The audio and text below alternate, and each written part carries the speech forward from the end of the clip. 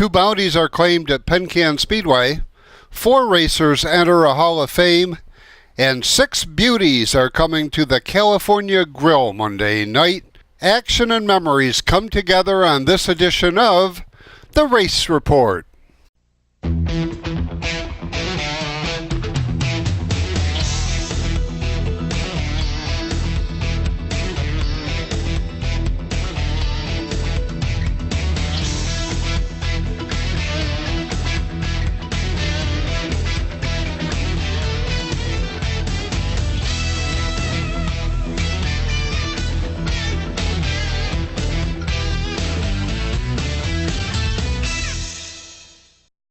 Hi everyone and welcome to another edition of the Race Report. I'm Ron Hills.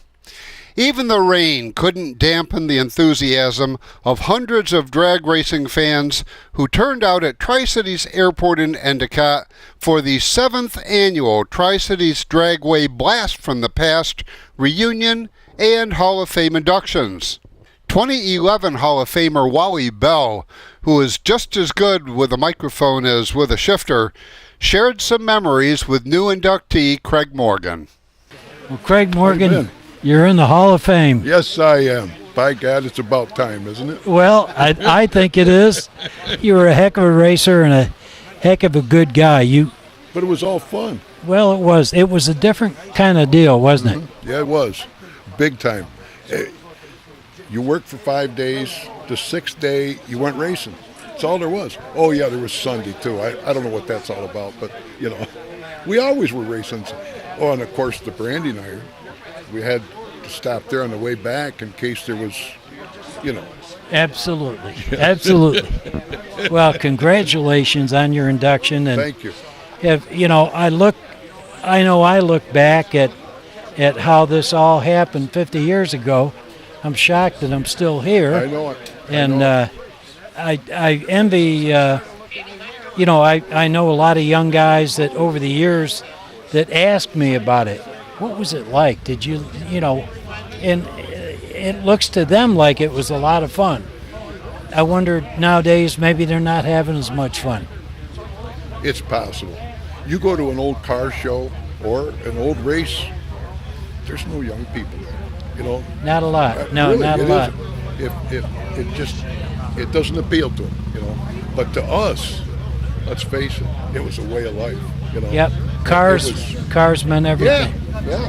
And you know what? I got to say fairly that there are some, that you meet, and they're. But it's a rarity, and you have to cultivate that to get them to go.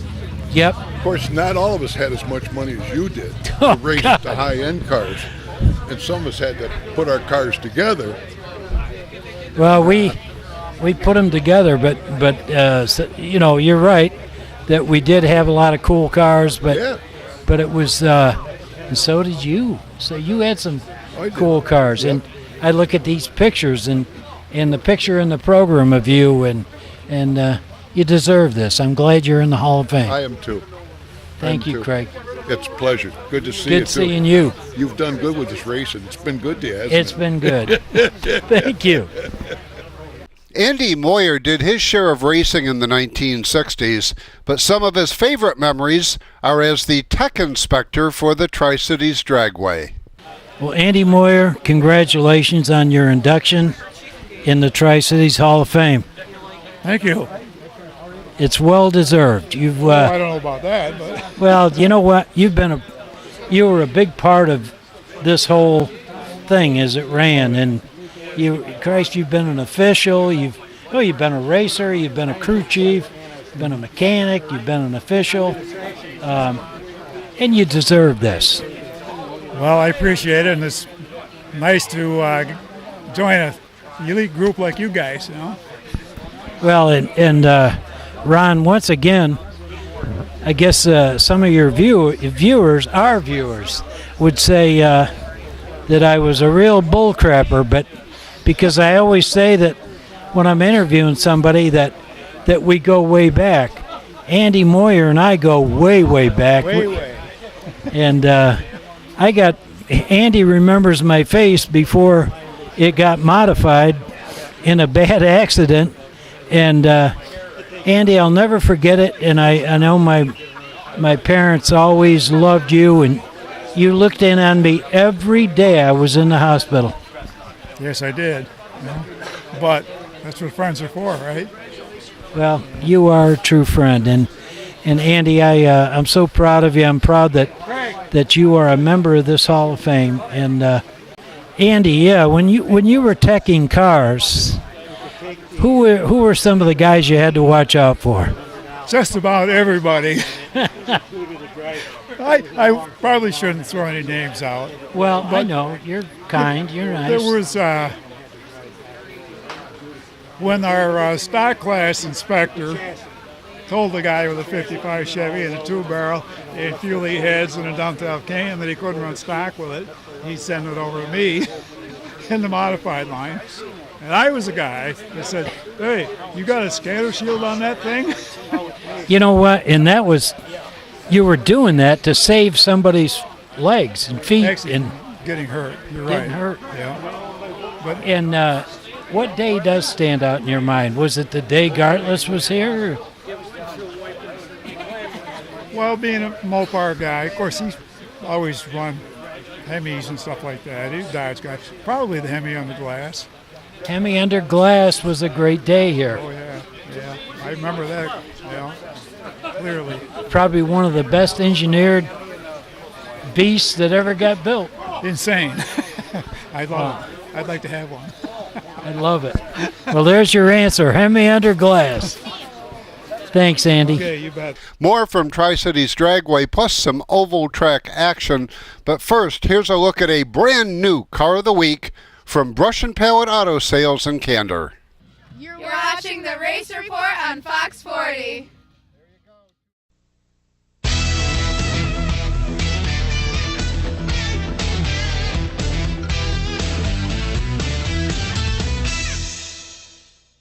30 years of satisfied customers. That's the proud history of Brush and Pallet Auto in Candor. We have a large selection of cars, trucks, and SUVs. Here is this week's Car of the Week. We'll give you a $1,000 minimum trade-in, and we have financing options to fit your needs, including a first-time buyers program. Think you can't afford it? We think you can. Check us out at brush-pallet.com or visit us in person at 598 Owego Road in Candor, New York. Unicorn Electronics in the Valley Plaza, Johnson City has the best pricing and selection of audio, video, and computer cables in the area. Don't spend a fortune on that HDMI cable for your new HD TV or Blu-ray player. Unicorn Electronics has quality cables in the lengths you need at a price you can afford. Expanding your network, Unicorn has the patch cables and accessories to make it happen. When you need to connect, think Unicorn Electronics in the Valley Plaza, Johnson City. 98.1 The Hawk, number 1 for 20 in a row. This is Jason Aldean. She's country. Hot new country. This is Luke Brown. And kiss tomorrow goodbye. This is Charles, Dave, and Hillary. and we are Lady Annabella. And I don't know why you don't take me downtown anymore. Binghamton's Hot New Country. This is Carrie Underwood. Every tear-soaked whiskey memory blown away. Binghamton's Hot New Country. 98.1 The Hawk. Welcome back to the Race Report. Paul Motzko was one of the winningest Pontiac racers during his short drag racing career. And once again, I'm lucky enough, Ron, to be friends with many guys that have gotten into the Hall of Fame. It's kind of neat, Paul. Yeah. I was kind of looking forward to it and didn't know if it was going to happen or not. Now that it's happened, why, I'm really glad about it. Yeah. I wasn't in this game as long as a lot of these guys were, but the 2 years that I was in it, I really enjoyed it. Well, Paul, you were exceptional. Your car was absolutely breathtaking. It was beautiful and fast, and you drove it good. And just by chance, you plucked one of the prettiest girls that I went to high school with, and she's even more beautiful now. I agree totally. But Paul Motzko, you had a lot of fun. I think of your old buddy Dom Ritordo. He was a near genius tuner, no doubt. Absolutely, yep. And Dominic and you pulled in with those Pontiacs, and you know, I was a Chevy guy, but you know what? I think it was really cool that you had such a passion for what you had and what you did. You know, you in a Pontiac was perfect. You never would have been in a Ford. No. So it was really cool, and I would venture to say in a 2 or 3 year period you won countless amount of trophies. Yeah. And everybody says, well, you were cheating, you guys were cheating. Well, we weren't cheating. We spent more time over the fender of those cars than we did behind the steering wheel. We polished, everything was legal that we did. We polished the port, we matched the intake and exhaust manifolds, and we put a ton of work in on our 2 cars, and as well as other cars that came into the shop. And when I started working with Dominic, I had a tough time distinguishing between a radiator cap and a gas cap. But before I got done, I could rebuild a motor. So I was going to say, I owe a lot to Dominic, yeah. Well, and you were a good team. God, I look back and I think about how many people he helped. He helped a lot of people. Yep. And you helped a lot of people. Yep. But Paul, congratulations on your induction. Thank you. Appreciate it. It's all good. Life has been pretty good to us. We lived the best of times. We did. Yeah. I was lucky enough to take it and run with it until 2001. That was all I ever really wanted to do. And I think back when you and I met, you knew I was serious. I wasn't gonna leave it. I just couldn't, And I want to get one thing in here. I only did it for 2 years, and I got out because I got married, which turned out to be the best decision of my life. 56 years later, I realized that. Yeah, and because of high school reunions, I get to see a lot of you. There you have it. Thank you. Good talking to you, Wally. Good talking to you. This trophy found its way home 54 years after it was won at Tri-Cities Dragway by Eugene Jabber Jablonski.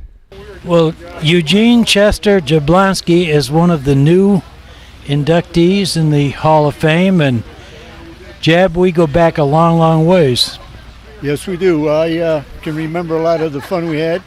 I can't imagine being indicted into the Hall of Fame. Oh, excuse me. That was a different reunion. That's inducted. Inducted into the Hall of Fame, and I'm very proud to be here. Well, Jab, it's cool. I think when you look back, for a group of people to stay in touch after 50 years, it's pretty neat. But what Bob and Sally Conley have done by putting this reunion together, I think it's incredible.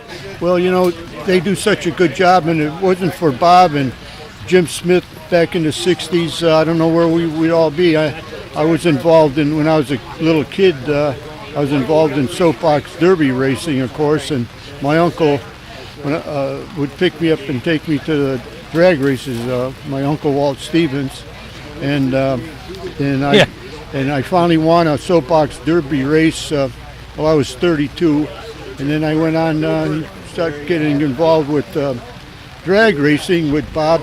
I worked along with Bob Chipper and Jerry Hotchkiss and Bob Cease, Chuck Briggs. They learned a lot from me, mostly what not to do, but it was a learning experience, Jab, you won the first day, opening day here. In 63. And there's the trophy. I got that trophy, as you can see, in 1963. I believe it was in August of 63.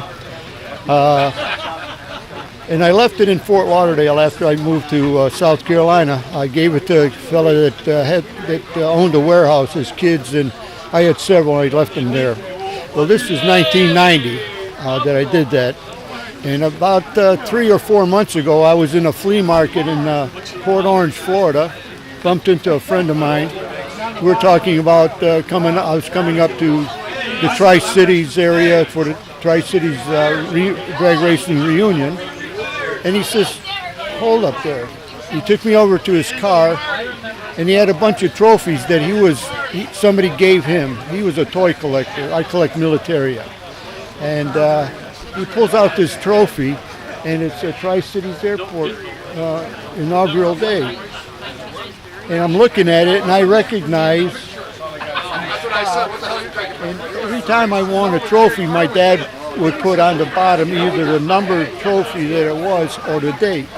I turned that over, and there was my dad's writing, and it's still there. And he gave me the trophy, and that was what 30 years span there. It's just amazing coincidence. That it is interesting. It is a coincidence.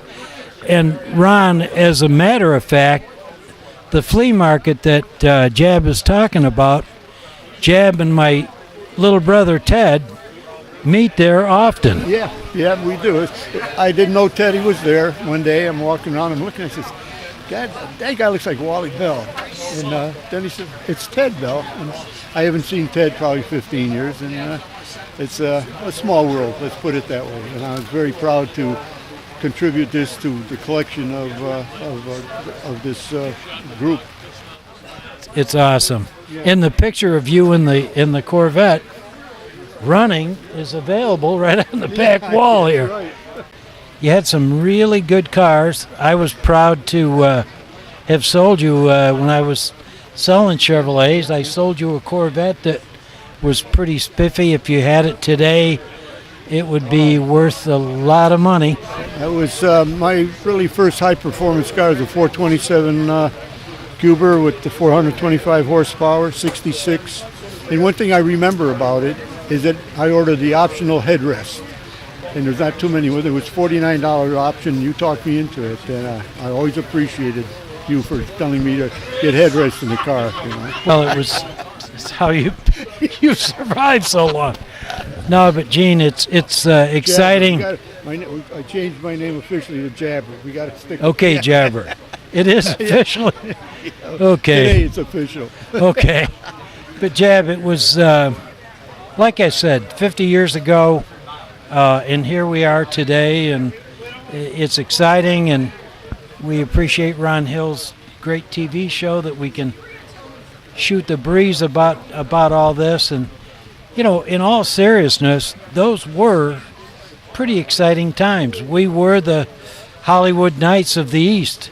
Absolutely. Like I say, the camaraderie is incredible. We don't see each other for 10, 15, 20 years, and all of a sudden it was like yesterday. And that goes down in a good way, and it's so nice to see people that come up to you and congratulate you, makes you feel you wanted, and it's a great sport.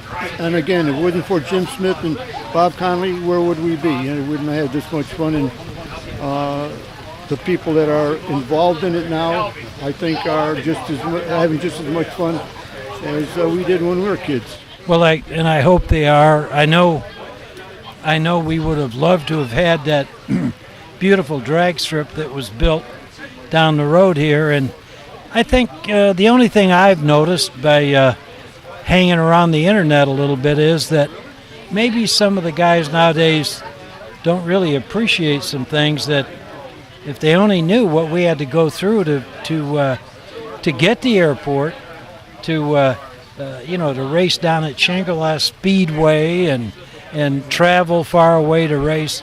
I hope they appreciate it and move forward with it. But Gene, Jab, I am proud of you, and I'm proud to call you a friend.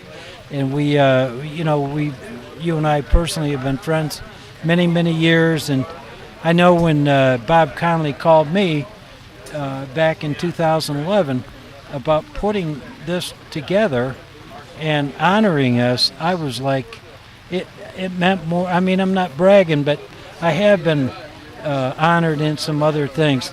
But this one meant everything because it's home. Yeah. It's home. Well, like they say, I'm honored too. I'm honored to be amongst you guys. Some of you fellas were more involved than I was. I did it as a hobby, just a weekend thing. It kept a lot of us off the streets, which is a big thing. And and this guy here, he keeps the record of what we've done and what we're doing. Exactly. I thank Ron a lot. He's a good guy. God bless you. Thank you. Thank you very much. Thank you.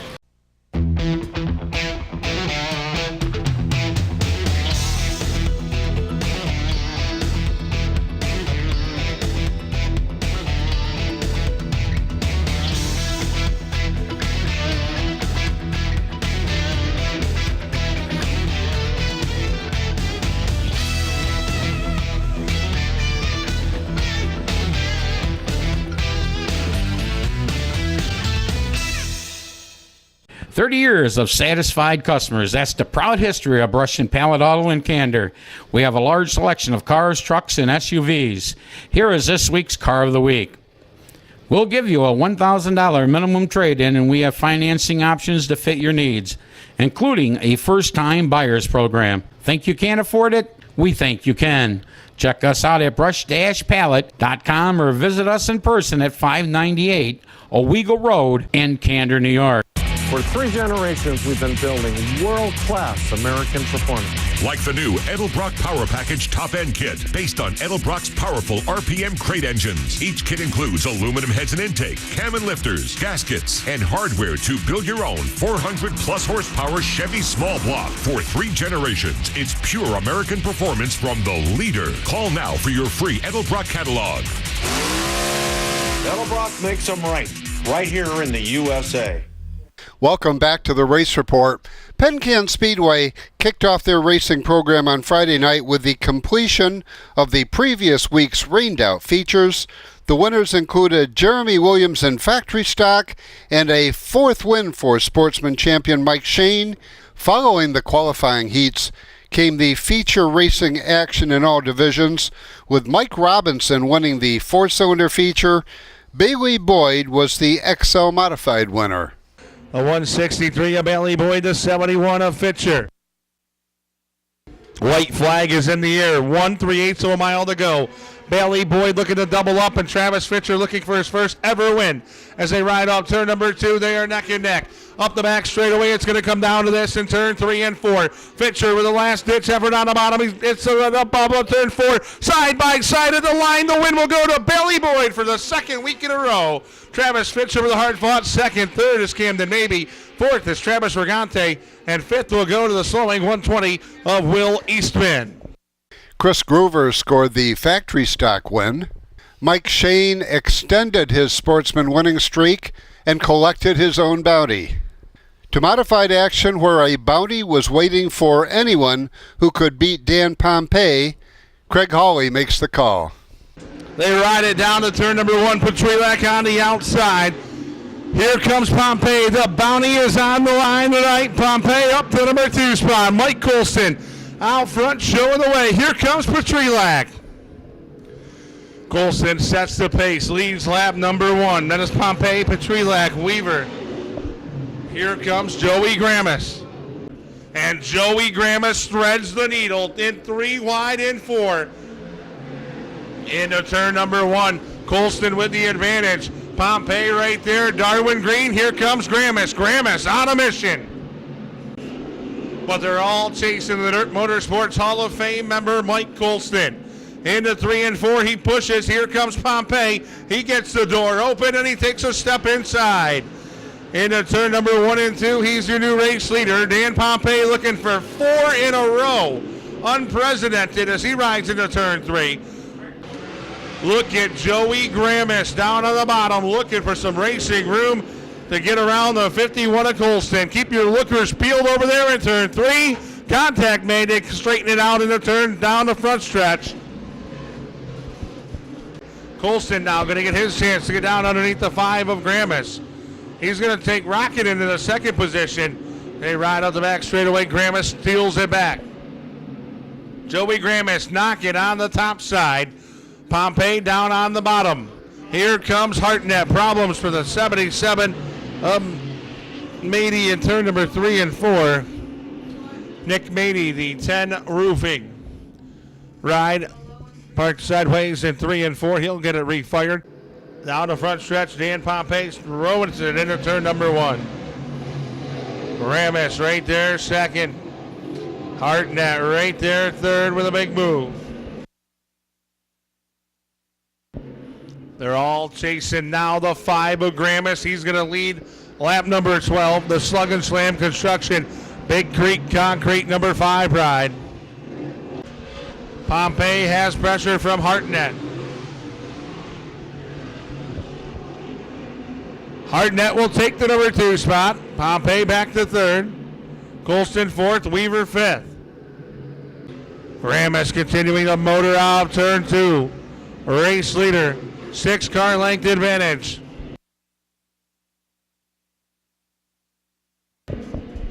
Gramis sets the pace into turn number 1.